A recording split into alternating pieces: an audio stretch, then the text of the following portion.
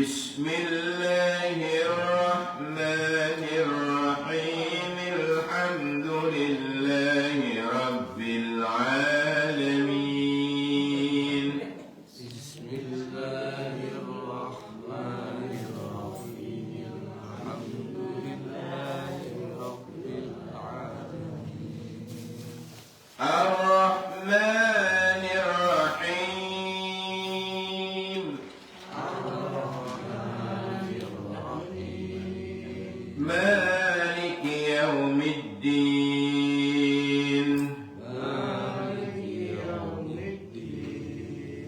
Iyyaka na'budu wa iyyaka nasta'in.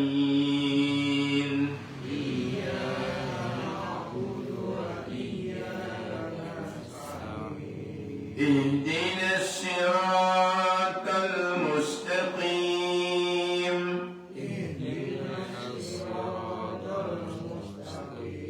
Nah ini ayat terakhir ini paling afdol itu satu kali nafas. Paling afdol itu jangan berhenti di alaihim. Jangan memulai dari kasroh. Ghairi kan kasroh. Nah itu tidak boleh. Usahakan. Contoh ya. Siratal ladzina an'amta 'alaihim ghairil maghdubi 'alaihim waladdallin. Seumpama kita melanjutkan itu tidak kuat. Contoh. Siratal ladzina an'amta 'alaihim ghairil maghdubi 'alaihim. Misalnya, alaihim kedua, maka diulangi dari ghairi. Kalau hanya mengulangi, tidak apa-apa.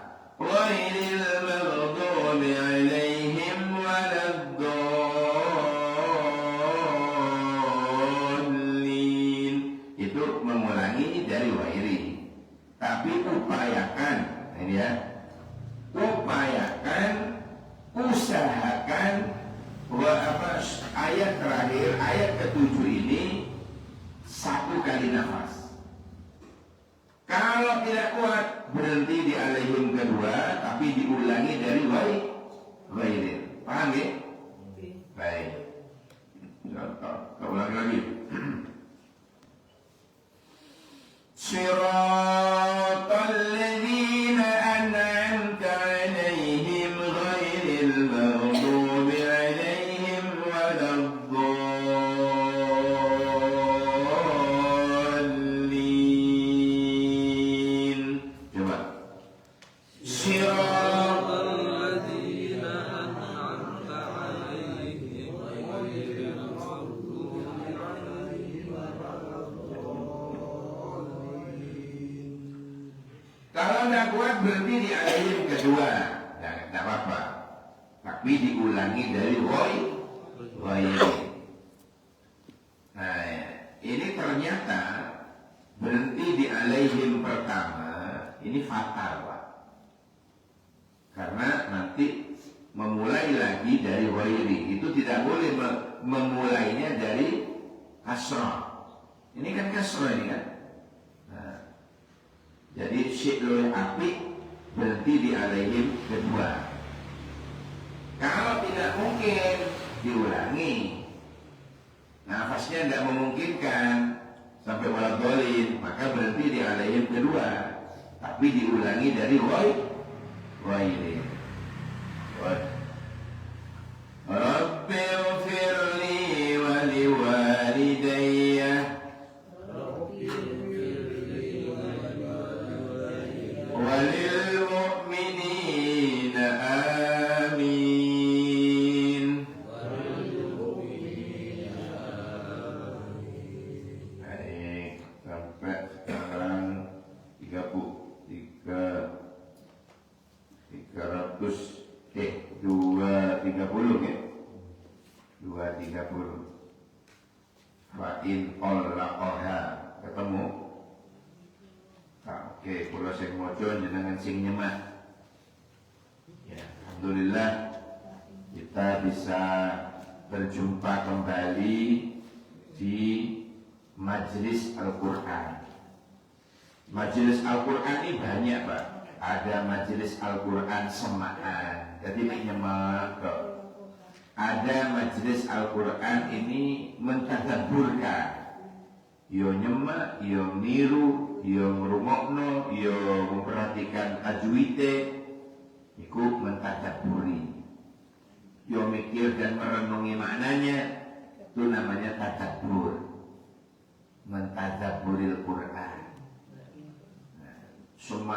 Ada lagi yang cuma menyemak. Apa itu? Murojaah. Ada Majelis Al-Quran yang khusus murojaah. Murojaah itu mengulang-ulang hafalannya. Sebab Al-Quran itu Pak, kalau enggak diulang-ulang itu suwe-suwe lupa. Al-Quran yang jenengan hafalkan terus jenengan libur tak moco, libur tidak murojaah, itu bisa lupa ya. Banyak ini. Si mondok biar sampai 10 juz hafal di mondok. Akhirnya kuliah ngekos. Tidak pernah murojaah. Yang 10 juz itu hilang. Ini kalau enggak Quran tidak dimurojaah. Murojaah itu mengulang-ulang hafalannya. Bisa hilang Pak. Karena kos.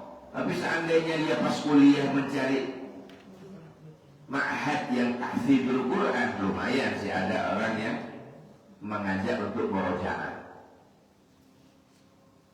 Murojaah itu minimal Pak, minimal. Murojaah itu minimal, itu ngimami. Ya, minimal lah. Mengulang-ulang itu dengan cara ngimami. Murojaah. So, banyak cerita sudah teman-teman keluar orang tuanya. Yukropulo itu 15 juz hafal. Biyen di mahatnya di pondok ini.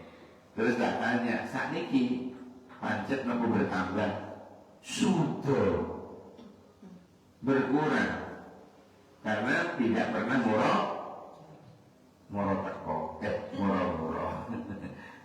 murojaah maksudnya.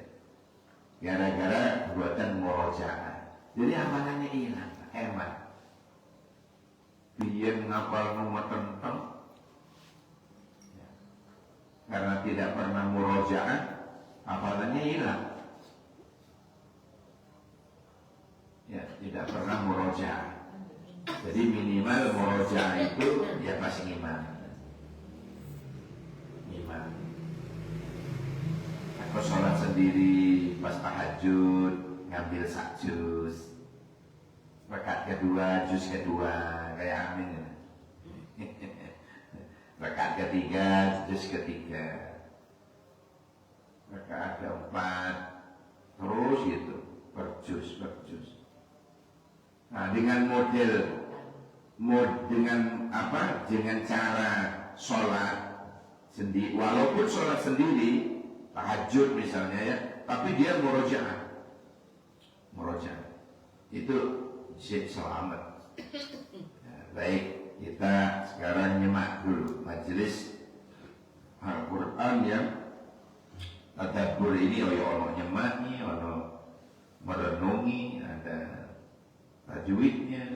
Jadi penjenengan ono mana bacaan yang saya baca dengung, mana bacaan yang saya baca idhar.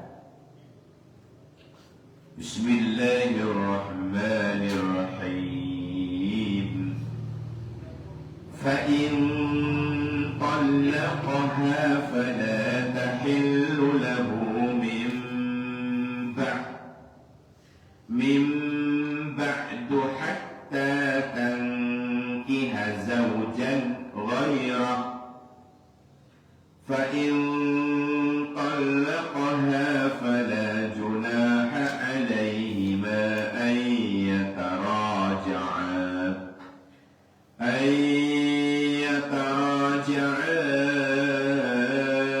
إن ظنا أن يقيما حدود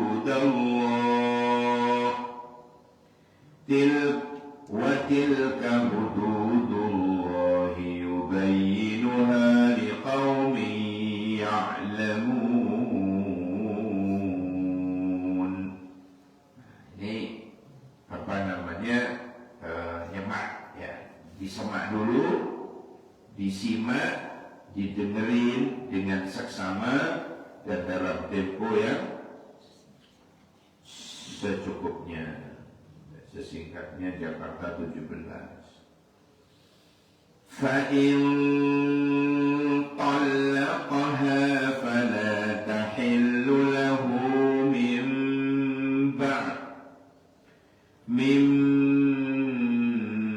بَعْدُ حَتَّى تَنكِحَ زَوْجًا غَيْرَهُ فَإِن طَلَّقَهَا فَلَا جُنَاحَ عَلَيْهِمَا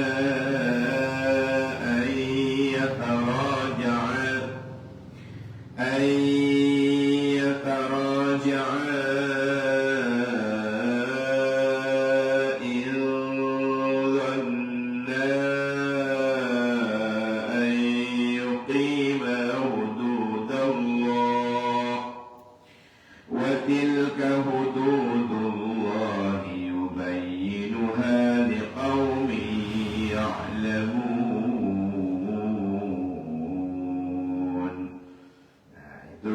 Ketika kita sudah mendengarkan, memastikan mana bacaan yang saya baca dengung, mana yang saya baca idhar. Kalau sudah selesai, kita lihat makna berkata.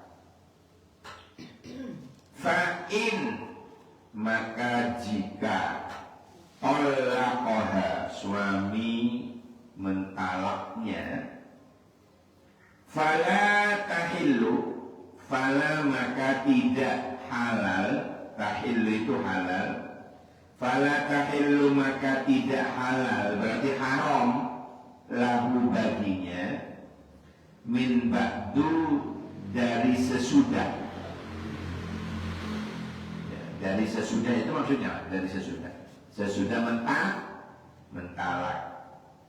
Haram mentalak 3 ba'in kubro, sudah 3 ba'in kubro. Maksudnya ini mentalak 3 sudah ba'in kubro, artinya sudah jauh, lebih dari 3 bulan. Talak 3 lebih dari 3 bulan. Tidak halal, haram maksudnya. Hatta tangkiha, sehingga istrinya kawin, nikah, zaujan ghairah, dengan suami lain. Wah, ini berat ini. Sehingga istrinya dinikah oleh orang lain. Nah, fa'in talaqoha, maka jika dia menceraikannya, suami yang kedua menceraikannya, ya, suami yang menikahinya tadi itu kok menceraikan,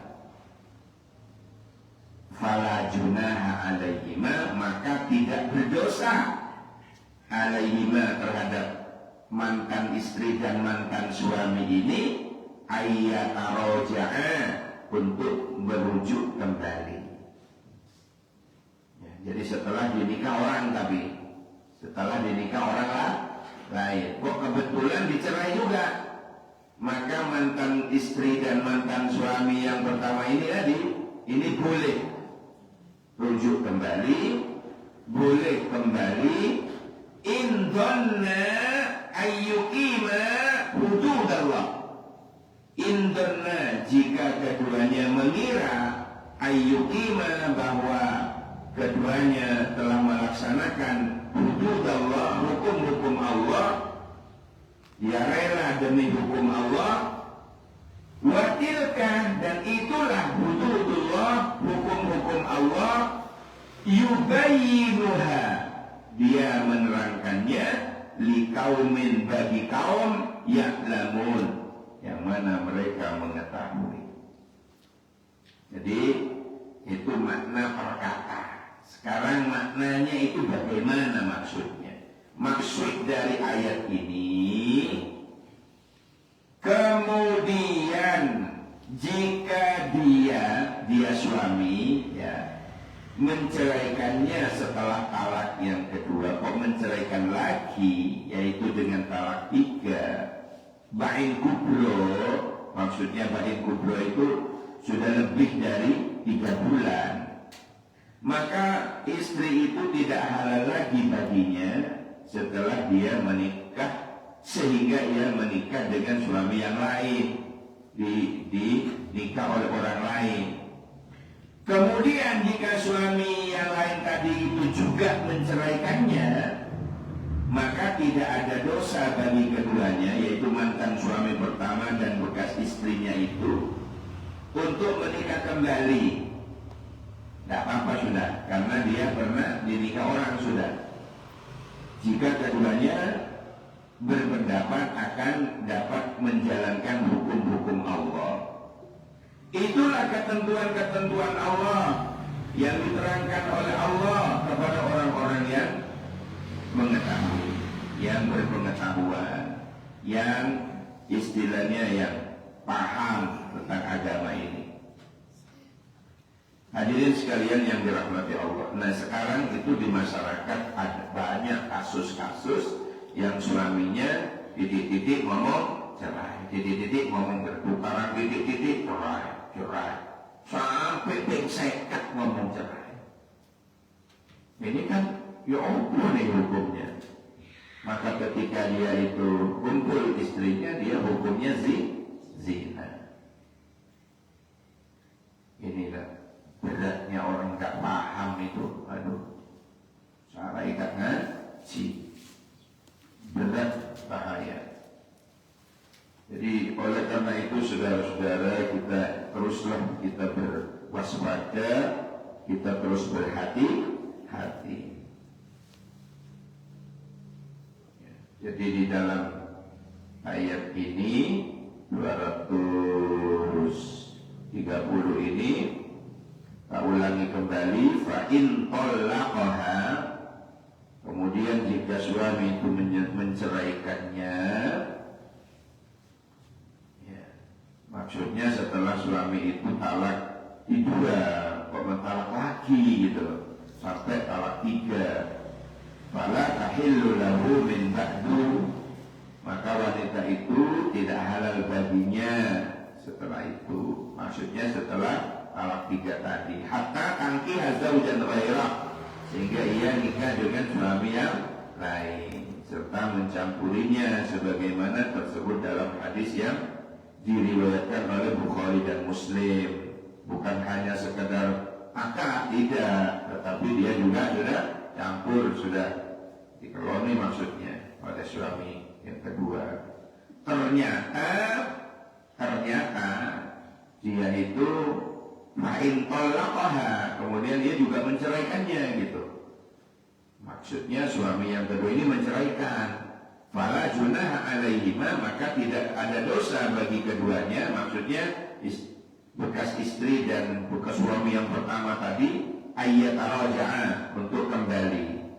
Tidak, jadi halal-halal saja sudah kalau mau kembali pada perkawinan mereka setelah berakhirnya iddah. Tapi jadi oleh suami kedua itu diceraikan gitu, tapi nunggu 3 kali suci, 3 kali haid.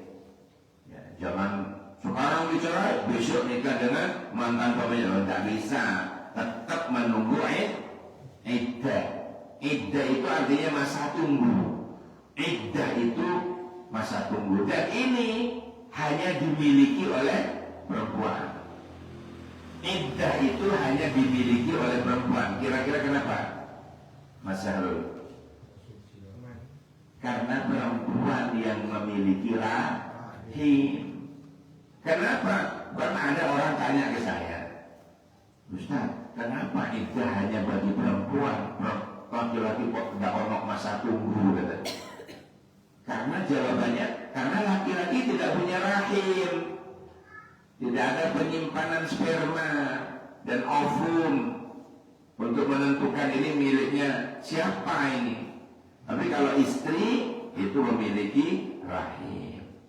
Kenapa kok harus nunggu 3 kali suci, 3 kali haid? agar supaya sisa-sisa sperma dari suami pertama itu biar bersih. Makanya profesor dari Yahudi itu mengakui bahwa wanita yang paling terbersih di dunia ini ya muslimah. Muslimah itu yang paling bersih. Tidak sembarangan. Ada aturan-aturannya. Masya Allah. Diatur sedemikian rupa ya, perempuan di dalam Al-Quran ya. Begitu cerai, ingin menikah lagi, tunggu dulu. Tunggu 3 kali suci, 3 kali haid. Bagi perempuan yang dicerai hidup. Tapi kalau istri itu cerai mati, ya suaminya meninggal, kapan bolehnya menerima lamarannya Amin? Misalnya, kapan dia menunggu lamarannya orang lain? Menunggu 3 arba'ata ashhur wa ashra. Menunggu. Ini Al-Baqarah 234. Al-Baqarah 234 menerangkan bahwa kalau dicerai mati masa tunggunya arba'atu ashhur wa ashra, 4 bulan 10 hari. Menunggu 4 bulan 10 hari. Kecuali ini kalau istrinya dalam keadaan hamil tua. Misalnya hamil 9 bulan. 9 bulan. Kapan dia bisa menerima? Ya, tidak usah menunggu 4 bulan 10 hari kalau orang hamil. Menunggu sak lahire. Sak mantu nifas niku. Kalau nifas mek sak wulan tuh sak wulan niku suci lagi. Kalau nifasnya 60 hari ya mek 60 hari itu.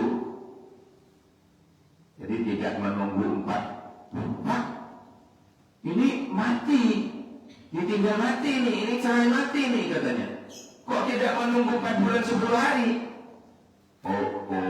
Ini beda bro.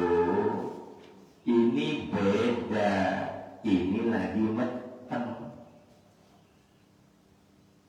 Sing sumpah itu gak rapi-rapi.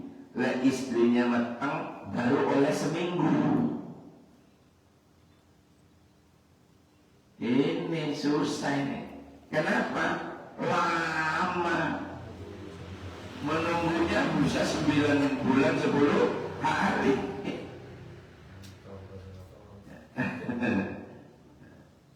Jadi lama sekali. Bukan menunggu 4 bulan 10 hari lek wong metang minggu, tapi menunggu lahirnya. Ini Pak, kalau tidak diterangkan, ini tidak mudah masalah ini. Maka banyak di masyarakat yang salah. Dikira ngikutin biasanya Al-Baqarah 234, yaitu dikira apa? Dikira 4 bulan 10 hari juga. Enggak. Nek wong meteng itu dilihat-lihat dulu. Dia harus melahirkan. Paham ya? Tapi kalau oleh 2 minggu kandungannya itu keguguran, jangan digugurkan tapi ya. Wah ini 2 minggu bisa pasti ya. Boleh saya tak gugur lagi. Suruh ya kurang gimana. Ayo dipenyek dewe. Tak berak no tembok, tak berak no pager. Misalnya itu namanya bunuh diri.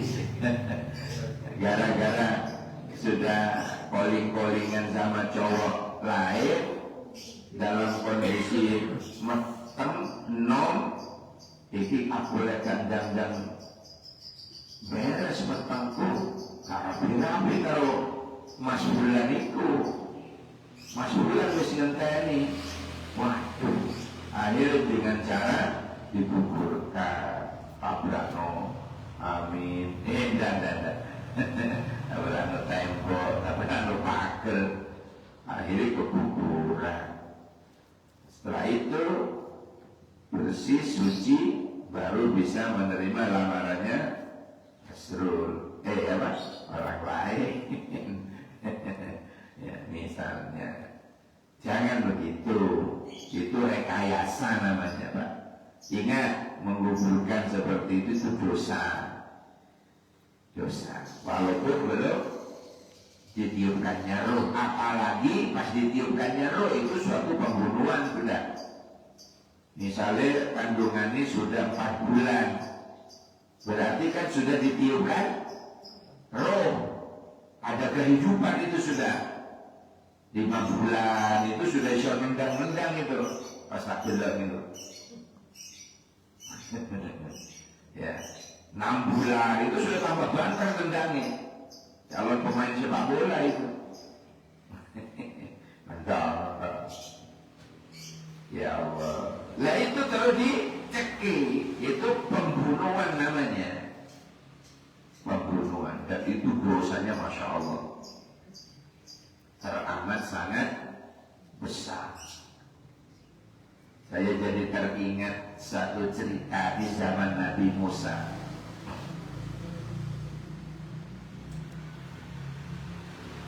Saya ingat ada suatu kisah, ada seorang perempuan mendatangi Nabi Musa alaihissalam. Cerita lagi, tidak apa-apa ya? Tidak apa-apa cerita. Masya ngomong awalnya tetap cerita. Misalnya Masya awalnya tetap cerita. Ada seorang perempuan mendatangi Nabi Musa, nangis gak karu-karuan. Tolong ya Nabi Allah Musa, tolong ya Nabi Allah Musa, mintakan ampun kula, mintakan ampun kula kepada Allah. Apa kata Nabi Musa? Untuk bendinureni jaluk tolong koyok ngono sampai kon itu mukanya ini pak matanya ini sampai beda gitu. Makin nangis terus.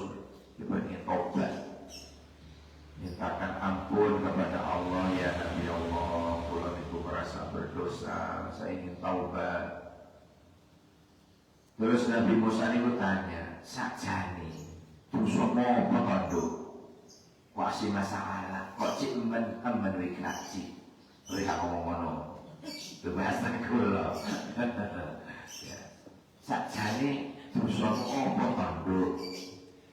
Cerita kula niki Nabi Allah Musa dosa kula gede. Iya dosa apa? Kula niku ahli zina. Kula niku ahli zina. Bendijak wong lanang kula buru. Bendijak wong lanang kula buru. Suatu saat kula meteng. Ya, kula ahli zina, kula meteng. Kulon teni sampai lahir. Nah, kulo gregetan karena karo bapak sopo. Terus akhirnya bayi itu dicekik mati, dibanting mati wong bayi. Nah, ini kulo ingin taubat ya Nabi Musa. Krungu ceritani wong wedok niki wau, Nabi Musa mukanya beda, Pak. Merah, marah, macam-macam. Enyalah kau perempuan laknat mono, yusir malah. Aku takut azab Allah. Minggat kamu, terlalu besar dosamu. Akhirnya perempuan tadi kan tulus mau tobat nih. Apa keluar, dia mikir kalau sudah kekasih Allah saja sudah ngusir aku, kepada siapa lagi aku minta tolong ya Allah. Dia nangis di dalam sujudnya. Jibril datang nyeneni Nabi Musa. Nabi Musa diseneni kalau malaikat Jibril. Hei Musa, kau tidak punya hak untuk mengusir orang yang mau bertobat.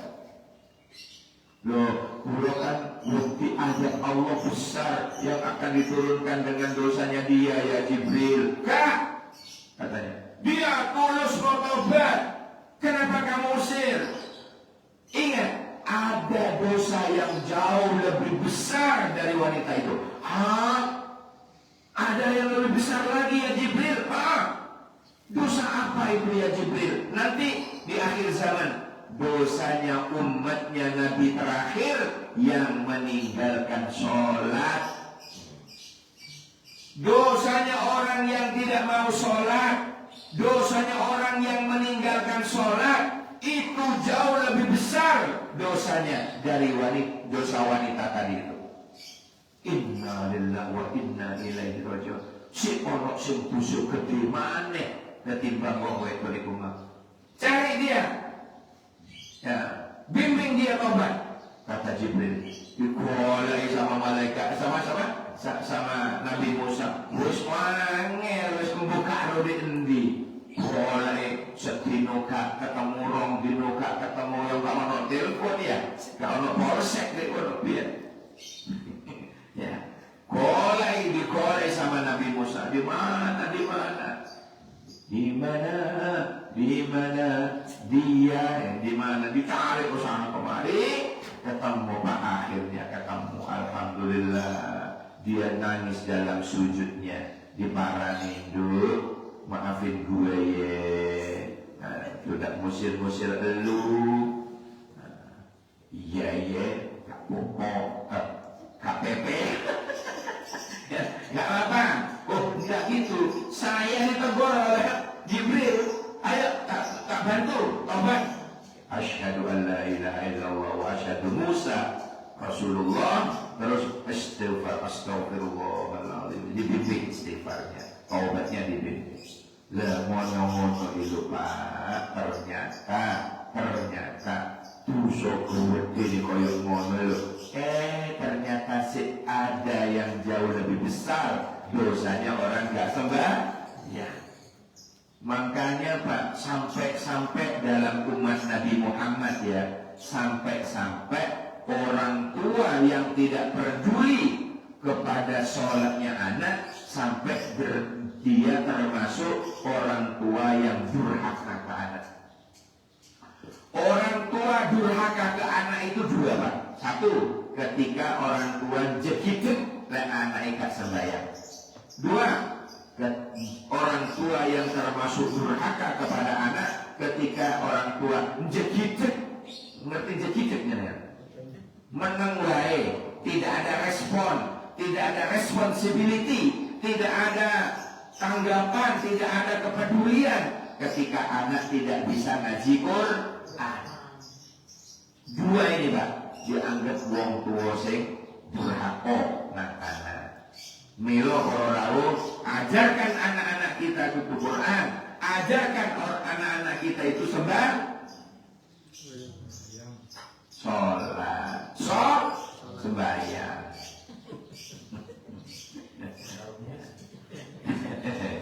Milo para rawuh, ajarkan anak-anak kita untuk selalu istiqomah di dalam apa wau sholat. Maka tentuin apa ingkang saged kawula aturaken, mugi-mugi barokah manfaat. Allahumma amin. Mugi-mugi kita sehat, panjang umur, ketemu lagi insyaallah Rabu yang akan datang. Allahumma amin ya rabbal alamin. Allahumma rahmna bil Qur'an waj'alhu lana imaman wa nuran wa hudan wa rahmah. Allahumma dzakkirna minhu وعلمنا منه ما جهلنا warzuqna tilawatahu ana al-laili wa atrafan nahar waj'alhu lana hujjatan ya rabbal alamin. Subhanakallahumma wa bihamdika ashhadu an la ilaha illa anta astaghfiruka wa atubu ilaik. Subhana rabbika rabbil izzati amma yasifun wa salamun alal mursalin walhamdulillahi rabbil alamin. Kajeput kula namira mun bari selopot anu na sapora sakit berkong gesarana sekarang kong saporana. Assalamualaikum warahmatullahi wabarakatuh.